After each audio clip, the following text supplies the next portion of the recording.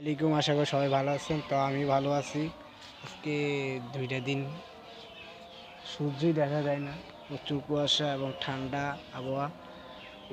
প্রচুর ঠান্ডা। আজকে ছাদে আসলাম, আপনাকে কিছু দেখাবো।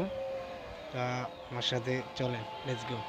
আজকে ছাদে আসলাম, এগুলা হইলো আপনার চই পাতার পাতা।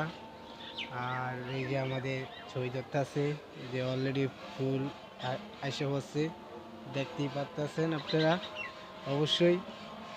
তো আসেন, শীতে হিসাবে কিছুই হয় না ভাই।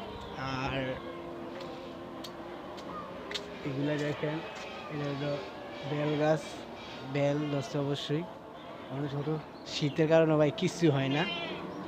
আর এটা হলো বড়ি গাছ, দেখেন বড়ি অলরেডি ধরছে।